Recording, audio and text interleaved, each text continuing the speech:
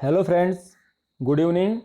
Welcome to my YouTube channel GK और job Adda. देखिए friends, जो हमारी आज की वीडियो है यह हिंदी व्याकरण में शब्द विचार से संबंधित है।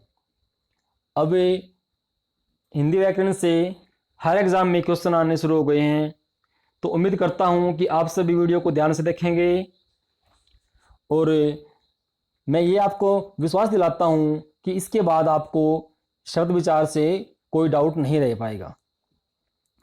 देखिएगा, पहले आती है इसकी वही डेफिनेशन। दो या दो से अधिक वर्णों से बने ऐसे समूह को हम शब्द कहते हैं जिसका कोई न कोई सार्थक, जिसका कोई न कोई अर्थ भी निकलता हो। ठीक है, अर्थात हम ध्वनियों के मेल से बने सार्थक वर्ण समुदाय को भी हम शब्द कह सकते हैं, जैसे संतरा है, कबूतर है, टेलीफोन है, गाय आदि। नेक्स्ट फिर आता वही शब्द और पद। देख क्या होता है, जब हम शब्दों को वाक्य में प्रयोग करते हैं तो वह शब्द शब्द न रह करके पद बन जाता है।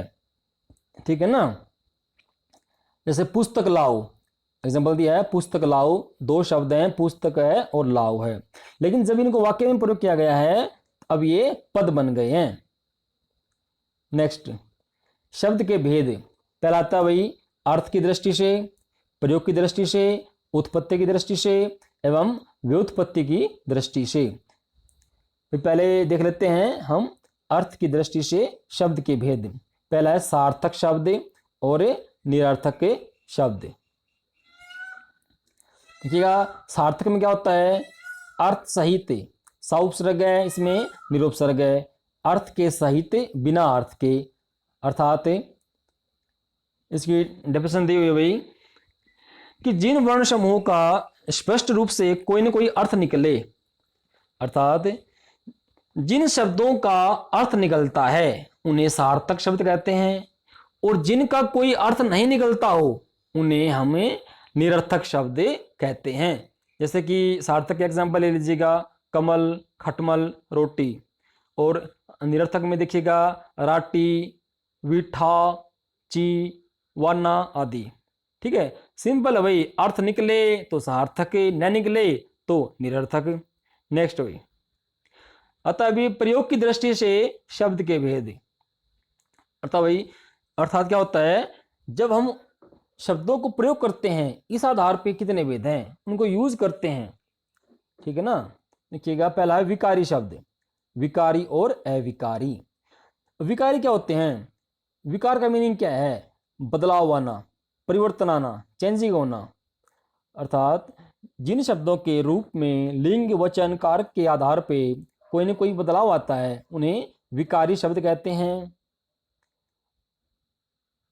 और नेक्स्ट अब इसमें अविकारी शब्द। देखिएगा, विकारी भी चार तरह के हैं, संज्ञा, सर्वनाम, विशेषण और क्रिया। क्या होते हैं आप जानते भी हो, किसी व्यक्ति, वस्तु, स्थान, भाव आदि के नाम को हम संज्ञा बोलते हैं।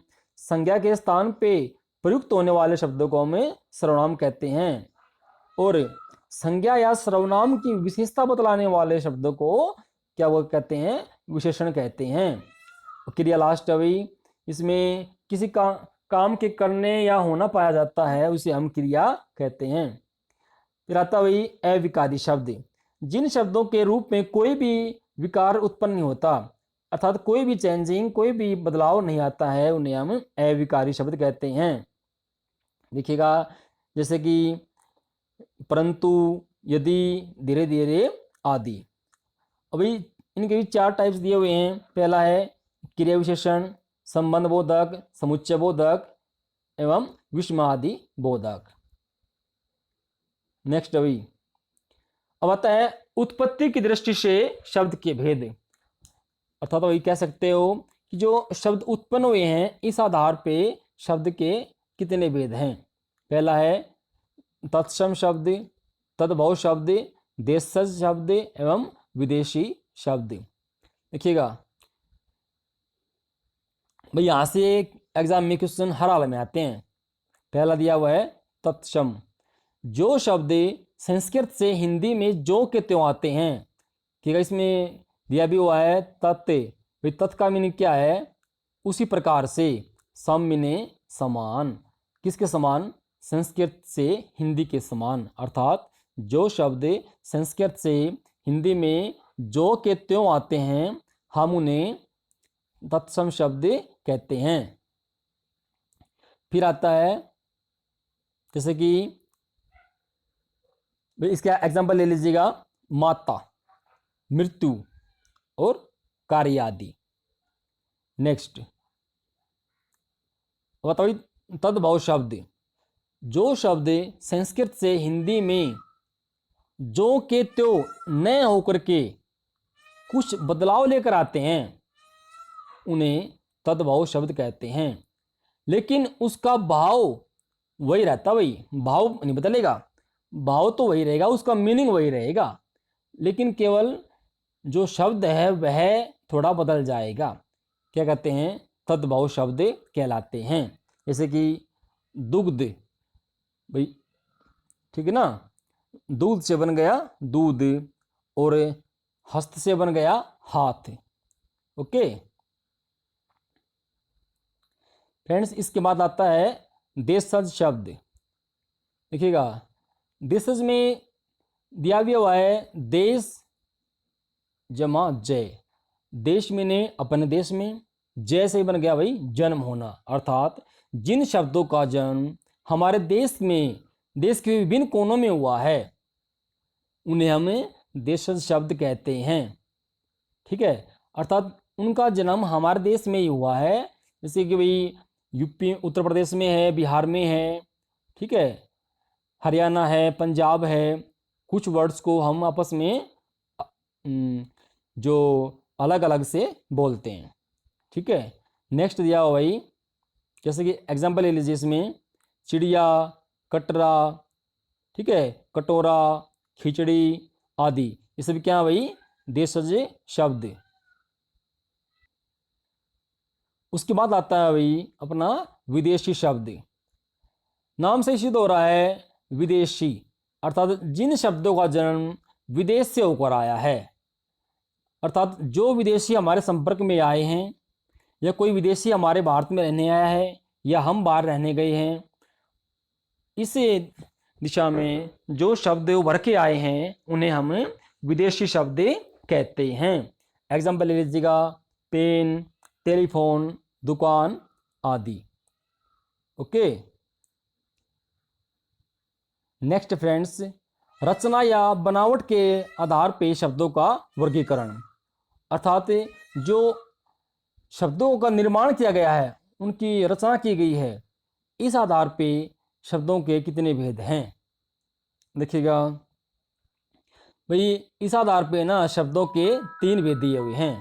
पहला है रूढ़, यौगिक एवं योग रूढ़। रूढ़, यौगिक एवं योग रूढ़। अब देखिएगा इसके बारे में जान लेते हैं कि क्या होते हैं। पहला आता भाई रूढ़ शब्द। देखिएगा रूढ़ का अर्थ क्या है? रूढ़ का अर्थ भाई एक ठूंठ होना, अर्थात अपने आप में केवल अकेला रहना। ठीक है, मीन क्या है कि भाई किसी के काम न आना, अपने आप में अकेला रहना। जैसे कि जो हमेशा किसी विशेष अर्थ को प्रकट करते हो, जिनके खंडों का कोई अर्थ ना निकले, भाई उनके खंड होने पे ना कोई अर्थ नहीं रह पाएगा।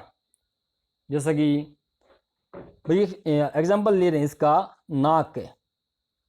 नाक में ना और क हैं, इनको अलग करने पे कोई अर्थ नहीं निकल पे आ रहा है।